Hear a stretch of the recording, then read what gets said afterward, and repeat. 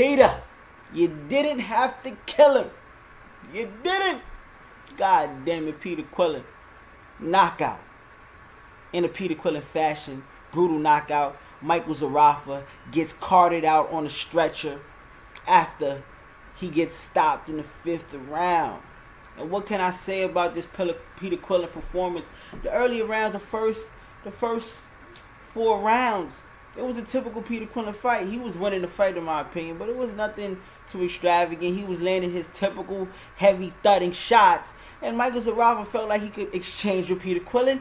And this is what happens when C-class fighters or D-class fighters that we don't know, unknown guys coming from Australia, come to United States and face champions.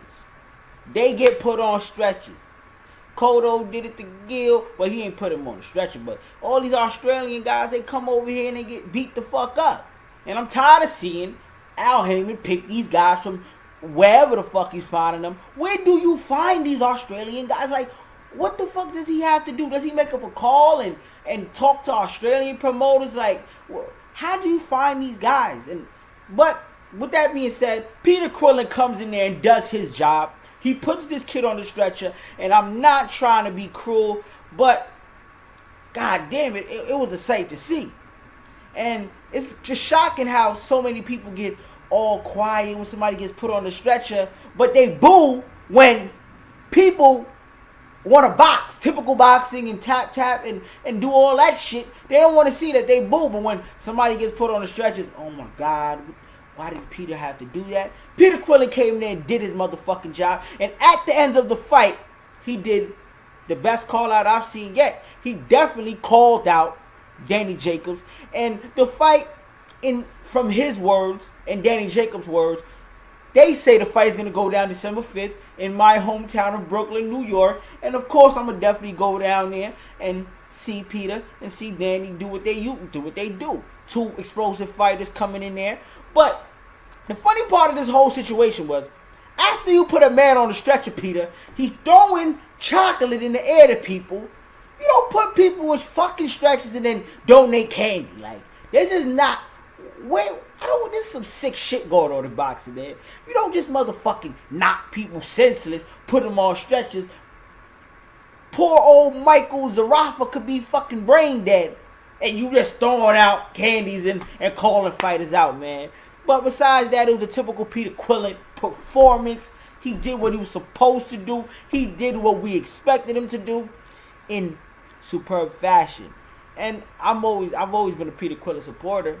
I never really doubted Peter. He dropped the belt. That's his fucking business. He had a reason to drop the belt. But today, he definitely put on a show.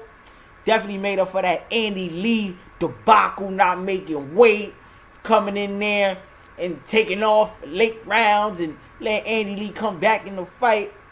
But with that being said, subscribe to the motherfucking channel. I'm sorry for all the cursing. And like the video if you like the video. Peter Quillin, 5th round stoppage in superb fashion. I would put the clip in it, but I want to put this video out. And it's kind of gruesome. I don't want people to see. He beat him like a rag doll at the end of the fight. Like, at the end of that, it was gruesome. But make sure you subscribe to the channel, man. It's AJ Knows Boxing. No bias, no bullshit. We keep it real over here, man. Yeah, Peter Quillin called out Danny Jacobs. But where's the GGG call outs? The crickets. The crickets. Where are the GGG call outs? But it is what it is, man. Danny Jacobs, Peter Quillin may be happening December 5th. I'll break that fight down later. But today, Peter Quillin does what he's supposed to do. Gruesome 5th round stoppage. Wheeled out his opponent and all that. But make sure you like the video. Make sure you subscribe to the channel. And don't forget to subscribe. Nah, but I'm out. What?